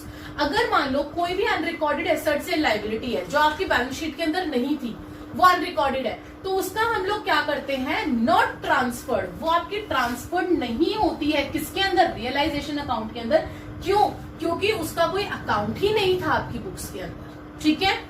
Next 7th point, any specific reserve, कोई भी स्पेसिफिक रिजर्व जैसा कि वर्कमैन कंपेंसेशन रिजर्व, जिसका हम लोगों ने अभी treatment सीखा था, 3 केसेस देखे थे। अगर कोई क्लेम नहीं है, अगर क्लेम है लेकिन वो आपके रिजर्व के अंदर आ रहा है, और अगर कोई क्लेम है जो आपका रिजर्व से ज्यादा आ रहा है, तीनों के अभी हम लोगों ने ट्रीटमेंट देखा था, उसी की बात हो रही है। Is to be transferred to capital account, capital account में ट्रांसफर होते हैं, but if there is any liability, case number 1 में यही बताया था, अगर कोई लायबिलिटी नहीं है, वर्कमैन कंपेंसेशन लायबिलिटी नहीं है, तो पार्टनर्स कैपिटल बांट लेंगे। लेकिन अगर लायबिलिटी आ गई, मतलब केस नंबर 2 और 3, against it is ascertain, then it is transfer to realization account to the extent of claim against it, and surplus amount is to be transfer to partners capital account. जो भी हम लोगों ने class case number 2 और case number 3 में करा था ना, कि केस नंबर 2 में अगर उसके अंदर रिजर्व के अंदर लायबिलिटी है, तो रियलाइजेशन में हम लोगों ने उसका नेट इफेक्ट दिखा के क्या करा था, बचा हुआ पार्टनर्स में बांट दिया था। और केस नंबर 3 में हम लोगों ने क्या करा था, यही बोल रहा है वो, सरप्लस को हम लोग पार्टनर्स कैपिटल में बांट देंगे, और ऊपर जो जितना क्लेम के लिए आया उसको नेट इफेक्ट दिखा देंगे। और केस नंबर 3 में क्या था, जो एक्स्ट्रा वैल्यू थी वो भी हम लोगों ने रियलाइजेशन में दिखाई थी, डेबिट साइड में, यही करा था ना। तो यही वो इस पॉइंट के अंदर आपको बोल रहा है, सेम आपके वही केसेस। नेक्स्ट लास्ट पॉइंट है, the total of both side of cash and bank account. ये चीज मैंने अभी आपको अकाउंटिंग ट्रीटमेंट जब बता रही थी, स्टार्टिंग में बताया था कि जिस तरीके से बैलेंस शीट की आपकी एसेट्स और लायबिलिटी लास्ट में फाइनेंशियल ईयर में हमेशा इक्वल आती है, उसी तरीके से आपके डिसोल्यूशन के अंदर आपका जो कैश और बैंक अकाउंट होता है ना, मस्ट बी इक्वल, वो इक्वल आना चाहिए। इन अदर वर्ड्स, कैश और bank account will have nil balance, इनका कोई बैलेंस नहीं होता है। All accounts of the firm are close after dissolution, क्योंकि डिसोल्यूशन के बाद आपके सारे के सारे अकाउंट्स जो है वो क्लोज हो जाते हैं। अब हम लोग हमारा इसी वीडियो में एक एग्जांपल और उठाते हैं, ताकि ये जो मैंने सारा आपको कंसेप्ट बताए हैं वो कंसेप्ट आपको याद रहे, आप भूलो ना। आओ देखते हैं। यस क्लास, हम लोग अभी हमारा एक एग्जांपल देख रहे थे, अभी हम लोगों ने बहुत अच्छे से हमारे पूरे वीडियो के अंदर कंसेप्ट समझा। आइए, आपका टीएस ग्रेवाल का क्वेश्चन नंबर 23 उठाया है मैंने सबसे पहले इस चैप्टर के अंदर। इजी है, बहुत इजी है, अगर थोड़ा सा ध्यान दोगे तो आप लोगों के लिए भी बहुत इजी क्वेश्चन बन जाएगा ये। आइए, पहला क्वेश्चन है, बार बार रिक्वेस्ट कर रही हूँ प्लीज बहुत ध्यान से समझना इस क्वेश्चन को, ताकि आगे के क्वेश्चंस में आप लोगों को प्रॉब्लम फेस ना करनी पड़े। शिल्पा, मीना एंड नंदा 3 पार्टनर्स थे, उनकी रेशियो थी 3:2:1। 31 मार्च 2019 को बैलेंस शीट दे रखी थी, मतलब 31 मार्च 2019 को वो लोग अपनी फर्म को डिसॉल्व कर रहे थे। कैपिटल अकाउंट शिल्पा और मीना का तो दे रखा था आपका लाइबिलिटी में, बट एसेट्स में दे रखा था नंदा का। कोई बात नहीं। बैंक लोन था, क्रेडिटर्स, प्रोविजन फॉर डाउटफुल डेब्ट और जनरल रिजर्व, यानी कि जनरल रिजर्व आपका बटने वाला आ गया, इसको हम पहले ही सर्कल कर लेते हैं। इधर से एसेट्स में आपके पास लैंड था, स्टॉक था, डेटर्स था और कैश था। ठीक है, आगे आप लोगों को जो पॉइंट दे रखा है ना कि उन लोगों के बीच में क्या क्या एग्रीड हुआ, अभी इन पॉइंट्स को यहां तक छोड़ दीजिए आप। लास्ट में वो आपको बोल रहा है prepare realization account, partners capital account and cash account. Class इस चैप्टर के अंदर जब हम लोग हमारे क्वेश्चन सोल्यूशन की आंसर स्टार्ट करते हैं ना, तो सबसे पहले हम लोग क्या करते हैं, हमारी बैलेंस शीट को खत्म करते हैं। मतलब बैलेंस शीट में जितनी भी लाइबिलिटी है और एसेट्स है उनको पहले हम लोग खत्म करेंगे, उसके बाद हम लोग नीचे हमारी टर्म्स के ऊपर आते हैं। ये जो सोल्यूशन कर रखा है, पूरे सोल्यूशन के ऊपर मत जाना, जो जो पॉइंट मैं बताती जा रही हूं सबसे पहले उस पॉइंट को देखते जाना। सबसे पहले आपका कैपिटल अकाउंट लाइबिलिटी में कैपिटल अकाउंट है। कैपिटल अकाउंट में आपको दे रखा है शिल्पा का और मीना का, एस और एम का, कितना कितना 80 और 40,000। मैंने क्या करा, कैपिटल अकाउंट का बैलेंस है ना, उठा के इनका कैपिटल अकाउंट के बैलेंस में डाल दो 80,000 और 40,000। और फॉर्मेट आपको तीनों एक साथ ही बनाने हैं। पहले आप रियलाइजेशन का फॉर्मेट बनाइए, पार्टनर्स कैपिटल का और कैश एंड बैंक का, तीनों ये एक साथ ही चलेंगे आपके। मैंने यहां से उठा के कैपिटल अकाउंट डाल दिया, इसको क्रॉस कर दीजिए, क्योंकि अब नई बैलेंस शीट तो आपकी बनेगी नहीं, सिर्फ आपकी इसी बैलेंस शीट को हमें खत्म करना है, क्योंकि हमारी फर्म खत्म हो रही है। आगे आइए बैंक लोन। बैंक लोन कितना है आपका, 20,000 का। बैंक लोन क्या है आपका, क्या है, एक तरह से आउटसाइड लाइबिलिटी है ना, फर्म के बाहर की लाइबिलिटी है। और मैंने क्या बताया था, लाइबिलिटी आपकी कहाँ आती है, रियलाइजेशन अकाउंट में, क्रेडिट साइड में आती है। स्टेप नंबर 2 याद करिए। तो बाय बैंक लोन अकाउंट कितना है, 20,000, और इसके सामने एक आदमी जरूर बना लेना, ताकि आपको याद रहे कि हाँ ये आपकी एक आउटसाइड लाइबिलिटी है, जो आपके फर्म के बाहर एक आदमी खड़ा है जिसको हमें पेमेंट करनी है। यहां से मैंने मेरा बैंक लोन काट दिया, बैंक लोन भी खत्म हो गया। आगे आते हैं creditors is also outside liability. तो क्रेडिटर्स कहाँ आ जाएंगे 37,000 के, बाय क्रेडिटर्स आ जाएंगे आपके रियलाइजेशन में। मैंने इसके आगे भी आदमी बना लिया, क्यों, क्योंकि ये भी आपकी एक तरह से आउटसाइड लाइबिलिटी ही है। ठीक है, यहां से क्रेडिटर्स को कट करिए। नेक्स्ट आ जाइए प्रोविजन फॉर डाउटफुल डेब्ट क्लास। प्रोविजन फॉर डाउटफुल डेब्ट मैंने अभी बताया था कि आपका आउटसाइड लाइबिलिटी नहीं होती है, लेकिन प्रोविजंस को हम लोग रियलाइजेशन में ही डालते हैं। तो प्रोविजन आपके कितने थे, 1200, मैंने डाल दिए बाय प्रोविजन 1200। ये आउटसाइड लाइबिलिटी नहीं है, इसलिए मैं इसके सामने कोई पर्सन नहीं बना रही, आपकी फर्म के बाहर कोई आदमी नहीं खड़ा हुआ। ठीक है, यहां तक हमारी लाइबिलिटीज ओवर हो गई। यहां आ जाइए, हमारा प्रोविजन फॉर डाउटफुल डेब्ट हमने खत्म कर दिया हमारी बैलेंस शीट से। अब आता है जनरल रिजर्व, ये बढ़ता है आप लोगों का पार्टनर्स कैपिटल के बीच में। तो हम लोग आ जाते हैं हमारे पार्टनर्स कैपिटल पे, by journal reserve. Journal reserve को हम लोग किस रेशो में बांटेंगे, 3:1 में बांटेंगे, 3:2:1 में। तो 6,000, 4,000 और 2,000 कितना था, 12,000। 12,000 को मैंने 3:1 में बांट दिया, 6, 4 और 2,000। अब मेरी लाइबिलिटी साइड ओवर, मतलब मेरी ऐसा बैलेंस शीट के अंदर लाइबिलिटी साइड में अब कुछ नहीं बचा। ओके, अब हम लोग आते हैं हमारे एसेट साइड पे। एसेट साइड में सबसे पहले क्या है हमारे पास, लैंड। आप लोगों का स्टेप नंबर 1 क्या था कि हम लोग क्या करते थे, एसेट्स को रियलाइजेशन में डेबिट साइड डालते थे, यही करते थे। तो सबसे पहले लैंड को मैं डेबिट में डाल दूंगी, to land account 81,000 cut down. Second है स्टॉक, स्टॉक को भी उठा के डाल दीजिए, स्टॉक के 56,760, मैंने स्टॉक को भी डाल दिया जी। ठीक है, स्टॉक हो गया मेरा, लैंड हो गया। नेक्स्ट है आपका डेटर्स। डेटर्स कितने हैं, 18,600। तो डेटर्स क्या है, आपकी एसेट्स है, ये भी आपका यही आ जाएगा, टू डेटर्स अकाउंट 18,600। लो जी, मैंने इसको भी काट दिया। अब आपकी बारी आती है नंदा की कैपिटल की। इस बार नंदा की कैपिटल एसेट साइड है, तो कहां आ जाएगी, पार्टनर्स कैपिटल में, डेबिट साइड में आ जाएगी। तो नंदा की कैपिटल को काटिए 23,000 और टू बैलेंस ब्रॉट डाउन में नंदा में लिख दीजिए 23,000। ठीक है, लास्ट बचा आपका कैश। कैश अकाउंट हमेशा कैश और बैंक बैलेंस अकाउंट में ही जाएगा ना। अगर कैश का अकाउंट है तो कहां जाएगा, कैश अकाउंट के बैलेंस में जाएगा। ये कैश अकाउंट का ब्रॉट डाउन है, तो कैश अकाउंट आपका है 10,840। तो मैंने यहाँ पे डाल दिया मेरा to balance brought down 10,840। Clear हुआ, मतलब अब आपकी बैलेंस शीट ओवर। अब आपको बैलेंस शीट से कोई लेना देना नहीं है, आपको अपनी डिसोल्यूशन में फर्म को खत्म करना होता है, तो हमें हमारी बैलेंस शीट को खत्म करनी होती है। अब जो जो चीजें मैंने अंडरलाइन करी है, ध्यान देना, सिर्फ वही चीजें हम लोग सबसे पहले डालते हैं, चाहे वो आपको रियलाइजेशन हो। यहाँ पे आपका स्टेप नंबर 1 था, यहाँ पे आपका स्टेप नंबर 2 था, ये आपका स्टेप नंबर 3 था, जो बाकी की आपकी चीजें आपकी लायबिलिटी में गिवन थी और आपको पार्टनर्स कैपिटल में और कैश और बैंक अकाउंट में डालनी थी। ठीक है, अब आते हैं हम लोग हमारे एग्रीमेंट, नीचे जो हमारे पास एग्रीड वैल्यूज है उनके ऊपर। Stock of value ₹41,660 are taken over by Shilpa for ₹35,000। जो स्टॉक था 41,660 का, वो कौन ले गया? शिल्पा ले गई। कितने में? 35 में। क्लास यहाँ पे ना प्रॉफिट और लॉस नहीं देखा जाता कि हमने बेचा, अगर कोई पार्टनर लेकर गया तो हमें प्रॉफिट हुआ या लॉस हुआ। जो जितने में लेके जा रहा है, हमारी फाइनल वैल्यू हम लोग हमारे रियलाइजेशन के अंदर डाल देते हैं।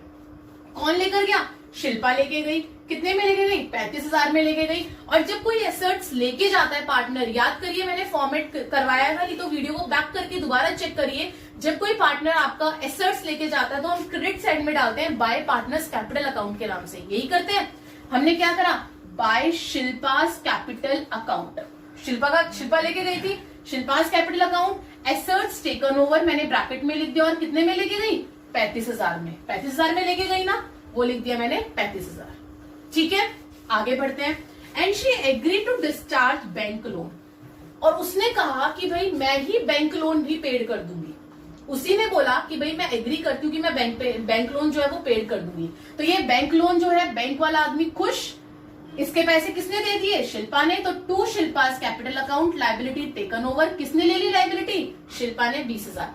अगर कोई पार्टनर लायबिलिटी को टेक ओवर करता है तो हम डेबिट साइड में टू पार्टनर्स कैपिटल डालते हैं। अगर कोई पार्टनर एसेट्स को टेक ओवर करता है तो हम क्रेडिट साइड में टू पार्टनर्स कैपिटल अकाउंट, ये बाय पार्टनर्स कैपिटल अकाउंट डाल देते हैं। क्लियर है? और वही चीज हमने यहाँ पे करी है। क्वेश्चन में आगे बढ़ते हैं क्लास। Remaining stock. अब स्टॉक जो था 35,000 के तो वो ले गई थी। अब बाकी के बचे हुए स्टॉक वो सोल्ड एट ₹14,000। अब बाकी के जो बचे हुए स्टॉक थे वो कितने में बेच दिए? 14,000 में बेच दिए। अब आ जाइए यहाँ पे, एसेट्स को जब बेचते हैं, एसेट्स को जब बेचते हैं हम लोग तो कहाँ डालते हैं? क्रेडिट साइड में डालते हैं, राइट? क्रेडिट में डलता है ना, तो बाय कैश अकाउंट, यही लिखवाया था मैंने, क्रेडिट साइड में बाय कैश अकाउंट। और जब बाय कैश अकाउंट लिखवाया था एसेट्स सोल्ड में, तो पहला याद रखना, ये आपको अलग अलग शो नहीं करना, आपको पहले बाय कैश अकाउंट डाल के सारे एक साथ ही शो करने हैं, जितने भी हमारे आते चले जाएंगे आपके इसके अंदर एग्रीड टर्म्स के अंदर। तो मैंने सबसे पहले डाल दिया स्टॉक को 14,000। ठीक है, नीचे लिखना है ब्रैकेट के अंदर, बाहर अमाउंट नहीं लिखनी है अभी आपको। आगे बढ़ते हैं। And debtors amounting to ₹10,000। Debtors कितने के गए? 10,000 के। तो मैंने आगे डेटर्स लिख दिए, sorry debtors to amounting to 10,000, realized ₹8,000। ये गलती आप मत कर देना कि आधा क्वेश्चन पढ़ के आप लोग लिख दे। 10,000 के डेटर्स जो है वो 8,000 में रियलाइज हो गए। 10,000 के डेटर्स 8,000 में। डेटर्स कितने थे आपके? 18,600 के थे। उसमें से 18,600 में से 10,000 के डेटर्स आपके कितने में रियलाइज हुए? 8,000 में। तो डेटर्स की वैल्यू कितनी आ गई? 8,000 आ गई। और वहीं पे ब्रैकेट में ही लिखनी है आपको।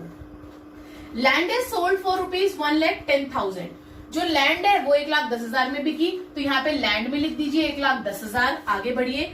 द रिमेनिंग डेटर्स, अब देखो क्लास, 18,600 में से आपके सिर्फ 10,000 के डेटर्स रियलाइज हुए थे 8,000 में। तो 18,600 में से 10,000 चले गए, कितने बचे? 8,600 बच गए ना। तो वो 8,600 जो है वो रियलाइज 50%। रिमेनिंग डेटर्स कितने बचे? 8,600। वो 50% पे बुक वैल्यू रियलाइज हुए हैं, वो 50% पे रियलाइज हुए हैं। बुक वैल्यू कितनी है? 8,600, यही बची थी। और वो 50% पे रियलाइज कैसे हो गए? यानी कि इसका 50% कितना हुआ 8,600 का? 4,300। समझ में आया? यहाँ पे दिखा देती हूँ। आपके थे 18,600 डेटर्स, जिसमें से 10,000 के तो आपके ऑलरेडी चले गए थे, 8,000 में रियलाइज हो गए थे। बचे कितने? 8,600। अभी जो 8,600 बचे हैं ना, ये 50% पे रियलाइज हुए हैं। ये कितने पे हुए हैं? 50% पे रियलाइज हुए हैं। और इसका 50% कितना है? 4,300, जो कि हम लोग यहाँ पे दिखा देंगे। मैंने आपको पहले भी कहा था कि आप लोग यहाँ पे कोई प्रॉफिट और लॉस नहीं देखते, यहाँ पे सिर्फ आपकी जो रियलाइज्ड वैल्यू होती है आप वो डालते हैं, दैट्स इट। डाल दिया। आगे बढ़ते हैं हम क्वेश्चन में। Cost of realization amount to ₹1200। अब जो रियलाइजेशन हो रहा है ना उसका खर्चा, उसकी कॉस्ट कितनी है? 1200 रुपए है। तो वो भी मैंने आपको कहाँ बताया था, कहाँ डलता है? डेबिट साइड डलता है। तो आ जाइए टू कैश अकाउंट के नाम से। इसमें भी आपके जितने भी कैश से जो खर्चे हो रहे हैं ना, जो लाइबिलिटी खत्म हो रही है आपकी, जो आपका खर्चा हो रहा है वो सारा एक साथ डालोगे टू कैश अकाउंट करके ब्रैकेट में। सबसे पहले मैंने ब्रैकेट में डाल दिया मेरे एक्सपेंसेस 1200। ठीक है, आगे पढ़ते क्लास।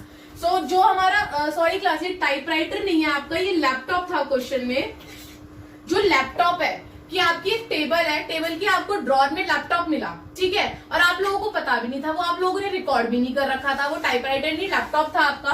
तो जो लैपटॉप वो अनरिकॉर्डेड है, जो रिकॉर्ड नहीं कर रखा, उसे कौन ले गया? 6000 के इस लैपटॉप को कौन लेके चला गया? एक क्रेडिटर लेके चला गया जिसकी 6000 की उधारी थी। अब देखना, समझना इसको ध्यान से। आपके क्रेडिटर्स कितने हैं वहां पे? 37,000 के क्रेडिटर्स हैं। अब आपको एक लैपटॉप मिलता है 6000 का, 6000 का लैपटॉप मिल गया आपको अपनी फर्म में, जो कि आपने रिकॉर्ड नहीं कर रखा था, रिकॉर्ड। अभी आपके पास जो ये बहुत सारे क्रेडिटर्स खड़े हैं आपकी फर्म के बाहर, उसमें से एक क्रेडिटर है जिसको हमें 6000 रुपए देने हैं, ठीक है। तो उसने क्या करा कि वो हमारे इस 6000 के लैपटॉप को लेके चला गया। वो बोला कि एक काम करो, तुम मुझे पैसे मत दो, इस 6000 के लैपटॉप को मुझे दे दो, मैं ये लैपटॉप ले जाता हूँ। तो जब कोई आपका क्रेडिटर, ये चीज हमेशा याद रखना, ये हम जर्नल एंट्री में करेंगे, इसके अंदर मैं आपको बता देती हूँ थोरोली। जब कोई आपका क्रेडिटर जो होता है वो आपकी कोई एसेट्स को ले जाता है तो उसकी कोई एंट्री नहीं होती है, क्योंकि लाइबिलिटी से जो एसेट्स है वो आपकी खत्म हो गई। तो उस केस में आपकी कोई भी एंट्री नहीं की जाती है, कोई भी जर्नल एंट्री नहीं होती, कोई भी अकाउंट में एंट्री नहीं की जाती है। जो अब आपके क्रेडिटर्स कितने बच गए? 31,000 के क्रेडिटर्स बच गए। 37 में से 6,000 के क्रेडिटर्स चले गए और कितने बच गए? 31,000 के क्रेडिटर्स बच गए। तो ये जो 6000 वाली है ना बेटा, ये क्लास जो लैपटॉप वाली एंट्री है, ये आप कहीं पे शो नहीं करेंगे। क्लियर है? तो हम नहीं करते, ठीक है। अब आपका क्वेश्चन कंप्लीट हो गया। क्वेश्चन में और कोई एग्रीड वैल्यू नहीं थी, लेकिन क्या आपके सारे क्रेडिटर्स को आपने पैसे दे दिए? मैंने आपको अभी जब मैं रिमेंबर पॉइंट्स बता रही थी तब मैंने आपको ये बताया था कि आपका कोई भी ऐसा क्रेडिटर नहीं होना चाहिए, outside creditor, specially outside liability, जो आप उधारी ना दो। अगर कोई ऐसा है जिसका जिक्र आपके क्वेश्चन में नहीं है तो भी आपको उसे पे करना पड़ेगा। बताया था मैंने, अभी याद करिए। तो हमारा कौन बचा? क्रेडिटर्स बच गए हमारे। कितने के बच गए? 31,000 के बच गए। तो इसे आप लोगों को अपने आप पे करना पड़ता है। इसको यहां से कट करिए, यहाँ पे लिखिए प्लस 31,000 टू कैश अकाउंट में। इसे आप लोगों को अपने आप पे करना पड़ेगा। अब और कोई है आपकी उधारी? प्रोविजन तो आपकी आउटसाइड लाइबिलिटी नहीं होती, हमें आउटसाइड लाइबिलिटी पे करनी होती है। तो हमने हमारी आउटसाइड लाइबिलिटी दोनों पे कर दी, बैंक लोन भी कर दिया और क्रेडिटर्स भी पूरे कर दिए। अब इसका टोटल बाहर लिखिए 32,200। क्लियर हुआ? इधर से हमारे एसेट्स भी सारे हो गए, सारे बिक गए हमारे एसेट्स। तो एसेट्स को हम लोग क्या करेंगे, इन सबका टोटल करके बाहर लिखेंगे 1,36,300। हम लोगों ने हमारे एसेट्स को बाहर लिख दिया। अब बारी आती है बैलेंसिंग की। अब हम लोग क्या करेंगे, रियलाइजेशन को बैलेंस करेंगे। अब जब मैं बैलेंस करूंगी तो बैलेंसिंग में मेरी क्रेडिट साइड बड़ी आई, कितनी आ गई? 2,29,500। क्रेडिट साइड बड़ी आई, दोनों साइड मैंने लिख दी और मैंने मेरी बैलेंसिंग फिगर निकाल ली, जैसे आप नॉर्मली बैलेंसिंग फिगर निकालते हैं। डेबिट साइड आया तो डेबिट साइड मेरा क्या बच गया? To profit. डेबिट साइड क्या बचा? टू प्रॉफिट बचा, ठीक है। तो टू प्रॉफिट जो ये मेरा बचा है, आपका जो बैलेंसिंग फिगर बची है आपकी, आप क्या करोगे, उसे ओल्ड रेशो में तीनों पार्टनर्स में बांट दोगे 3:1 में, ठीक है। जो उनको प्रॉफिट मिलेगा रियलाइजेशन से, वो प्रॉफिट आपका 3:1 में तीनों पार्टनर्स में, शिल्पा, मीना और नंदा में बट जाएगा। बांट दिया, आपका रियलाइजेशन ओवर। दोबारा एक बार बता देती हूं, पहला पॉइंट, आप अपनी एसेट्स को बैलेंस शीट से यहां पे ट्रांसफर करिए। दूसरा पॉइंट, आप अपनी लाइबिलिटीज को, जितनी भी लाइबिलिटीज को है, उनको वहां पे ट्रांसफर करिए। ट्रांसफर कर दिया। तीसरा पॉइंट, अगर कोई पार्टनर आपका एसेट्स लेके जा रहा है तो वो लिखिए। आप अपने एसेट्स को बेचिए, जो भी आपके एसेट्स हैं, आपकी जो एग्रीड वैल्यूज हैं, उनके बेसिस पे बेचिए। पांचवा पॉइंट, आप अपनी लाइबिलिटीज को खत्म करिए, जितनी भी आपकी लाइबिलिटी है।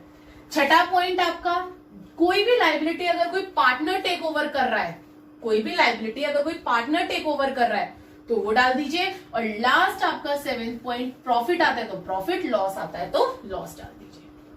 अब क्लास अभी याद करिए, अभी मैंने पीछे रिमेंबर पॉइंट में आपको एक चीज बताई थी कि जितनी भी चीजें आप लोगों की बैलेंस शीट के अंदर होती हैं, ठीक है, वो आपकी एक जगह चली जाती है, वो एक जगह चली गई सारी।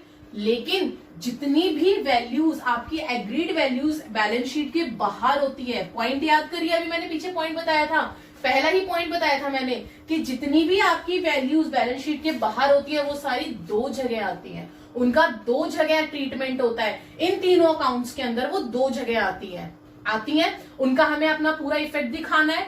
आ जाइए अब देखते हैं हम लोगों का इफेक्ट। सबसे पहले मैं उठाती हूँ मेरी जो शिल्पा जो है उसने बैंक लोन को पेड करा था, वो टेक ओवर कर लिया था उसने बैंक लोन। तो जब लाइबिलिटी टेक ओवर करी उसने तो हमने रियलाइजेशन में तो दिखा दिया, लेकिन इसकी जर्नल एंट्री क्या बन गई आपकी, realization to Shilpa's capital account.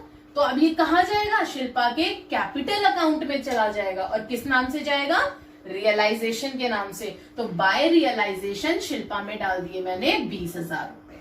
Clear है, समझ आया। उसी तरीके से कैश अकाउंट, अब ये कैश अकाउंट में जा रहा है, रियलाइजेशन टू कैश अकाउंट है, वो कैश अकाउंट में जा रहा है। तो हम लोग क्या करेंगे, हमारा ये जो खर्चा हुआ है, हमने जो लायबिलिटी पेड करी है, उसे हम लोग कहां शो कर देंगे, कहां करेंगे, हमारे कैश अकाउंट में, जहां हमने पेमेंट करी है। कैश अकाउंट कैसे बनता था, रिसिप्ट में, डेबिट में रिसिप्ट आती थी और क्रेडिट में क्या आती थी आपकी, पेमेंट्स आती थी। तो यहाँ पे आ जाइए, ये क्या है आपका खर्चा है ना, पेमेंट करिए ना क्रेडिटर्स की और एक्सपेंसेस है। तो टू कैश अकाउंट जो है यहाँ पे आ जाएगा बाय रियलाइजेशन अकाउंट 32,200, ये वाले 32,200 यहाँ आ गए। समझ में आया।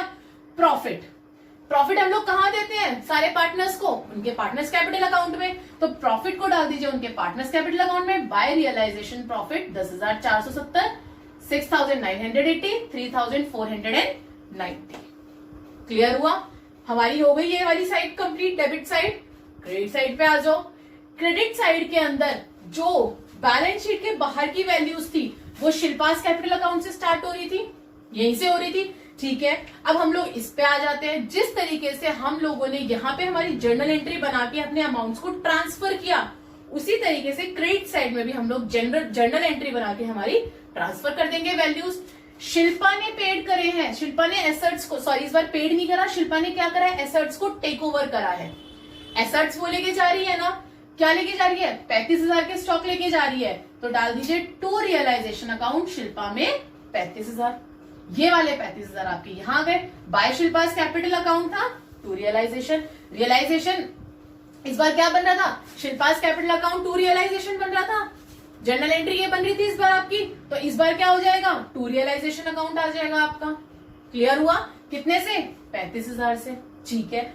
उसके बाद यहाँ पे क्या था, इस बार था आपके पास जो पैसा आया था एसेट्स को बेच के, कितना पैसा आया था आपके पास, 1,36,300, 1,36,300 पैसा, इतने रुपए आए थे।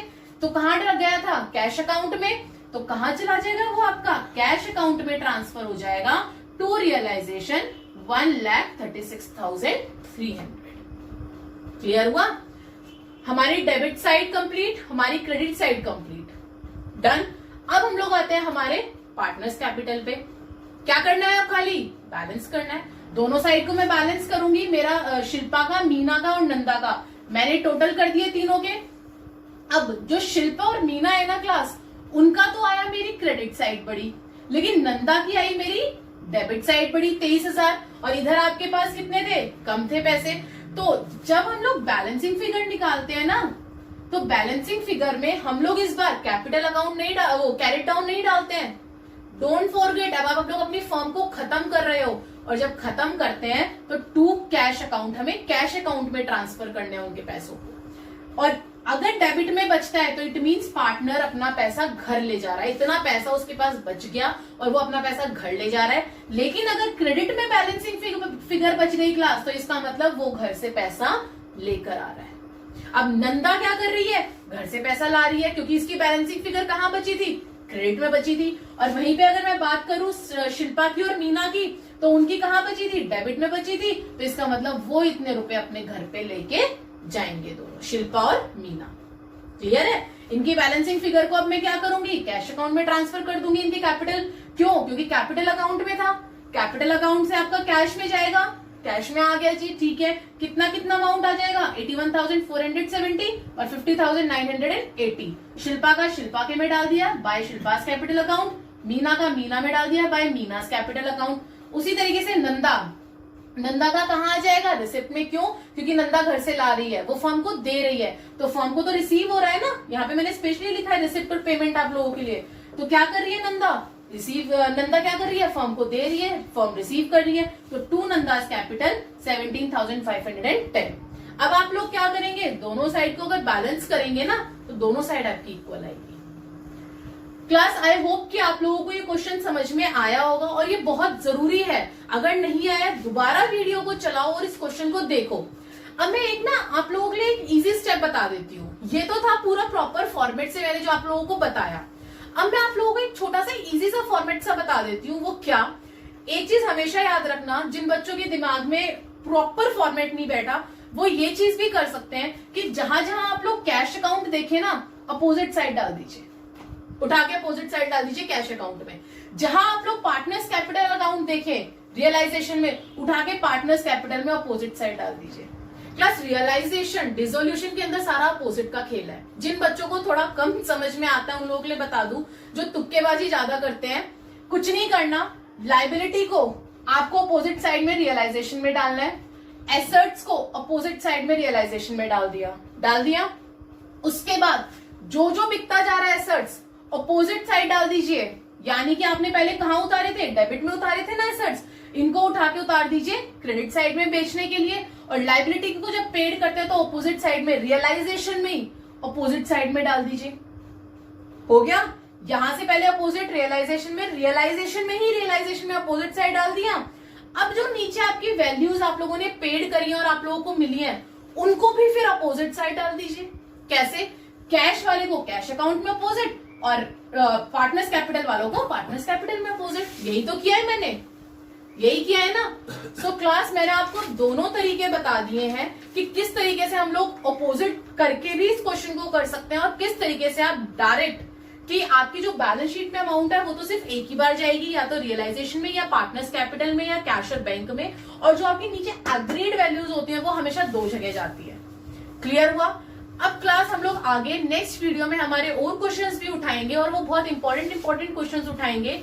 आई होप कि आप लोगों को ये बेसिक क्वेश्चन अच्छे से समझ में आ गया होगा, क्योंकि यही समझ में आएगा तभी आप लोगों को आगे के फर्दर क्वेश्चन समझ में आएंगे, जो कि इससे और ज्यादा थोड़े से कॉम्प्लिकेटेड हैं। और अगर आप ध्यान से सुनेंगे तभी आप लोगों को क्लैरिटी होगी। आगे की वीडियोस लेने के लिए, अपने आपके पास तक पहुंचाने के लिए सब्सक्राइब करना मत भूलना, सब्सक्राइब जरूर करना, ताकि आपके पास आगे के जो इंपॉर्टेंट क्वेश्चंस हैं वो इजीली पहुंच सके। Thank you.